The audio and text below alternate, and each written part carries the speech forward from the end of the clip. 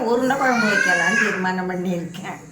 எங்கள் 2 பேருக்கு தேவையான அளவு எவ்வளோ தேவையோ கடலைப்பருப்பு தான் மூலப்பொருள். இதுக்கு கடலைப்பருப்பை ஊற வச்சிடணும், அரை மணி நேரம் ஊற வச்சிடணும். அதுக்கு நம்ம காரத்துக்கு தகுந்தபடி 2 மிளகா போட்டுக்கிட்டால் போகிறோம். இஞ்சி துளி போட்டுக்கிட்டாக்கா நல்லாயிருக்கும், சீரணம் ஆகும். பருப்பு உதிராமல் இருக்கிறதுக்காக வேண்டி அரிசி ஊற வச்சுருக்கேன். சில பேர் மாவு கூட போட்டுப்பாங்க, அதை விட அரிசி ஊற வச்சுக்கிட்டால் நல்லாயிருக்கும். இதை அரைச்சி எடுத்து வச்சுக்கிடணும். அதுக்கப்புறம் தேவையான பொருள்லாம் இதுக்கு இந்த உருண்டைக்கு இதோ இங்கே சேர்த்து வச்சுருக்கேன். வெங்காயம், பூண்டு, கருவேப்பிலை. இது உருண்டைக்கு இது குழம்புக்கு தாளிக்கிறதுக்கு இதுவும் அதே தான். வெங்காயமும் பூண்டும் இதில் அரிஞ்சு போடணும். இதை முழுசாக போட்டுக்கிடலாம். இதுதான் தேங்காய் போட்டுக்கிடலாம். தேங்காய் எடுத்து வச்சுருக்கேன். தேங்காயும் உருண்டைக்கும் தாளிக்கிறதுல போட்டுக்கிடணும். இது குழம்புக்கும் வதக்கிறதுல போட்டுக்கிடணும். வீணாக போகாத இருக்கும். சாயந்தரம் வரைக்கும் அந்த குழம்பு நல்லா இருக்கும். அதுதான். ஒரு நெல்லிக்காய் சைஸ் அளவு புளியை கரைச்சி அதில் மிளகாத்தூள் உப்பு போட்டு கரைச்சி வச்சுருக்காங்க. அப்புறம் இந்த கடலைப்பருப்பு மிளகாலாம் ஊற வச்சு வச்சுருந்தாங்க இல்லையா, இஞ்சி உப்பெல்லாம் அதெல்லாம் போட்டு நைஸாக அரைக்காமல் நல்லா குறப்பாக அரைச்சி வச்சுக்கணும்.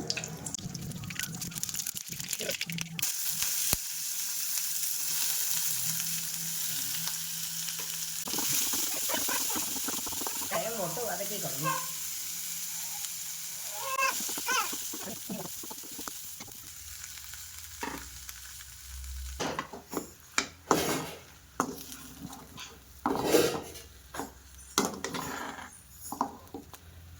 வதக்கி வச்சதெல்லாம் இப்போ எடுத்து உருட்டி வைக்கிறேன். அதில் அழகாக நம்ம கைக்கு ஒத்தாப்பில் வைக்கிறேன்.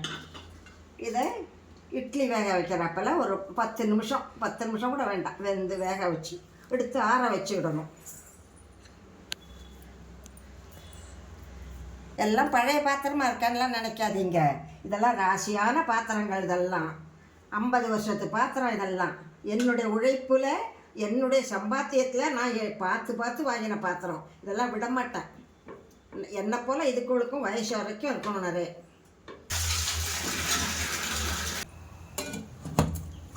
குழம்பு கூட்டி வைக்க ரெடியாக வரும். நம்ம குழம்பு சாதம் இருக்கும், நல்லா இருக்கும்.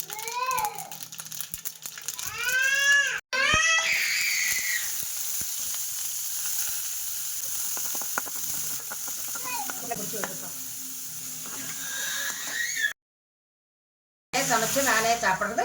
ஆனால் எல்லாருக்கும் போடுவேன், நான் கொடுக்குவேன். எல்லாருக்கும் வேணுங்கிறவங்க கூட கொடுக்குவேன்னாக்க. நானே கையால் தான் 60 வருஷமா 70 வருஷமா நான் கையால் தான் நான் தான் சமைச்சு சாப்பிட்டுக்கிட்டு இருக்கேன்.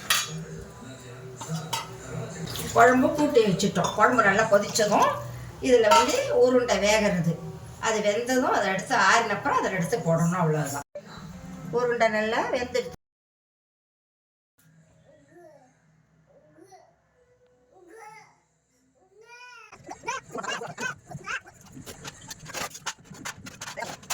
சூப்பராக இருக்கும், டேஸ்ட்டு நல்லா இருக்கும்.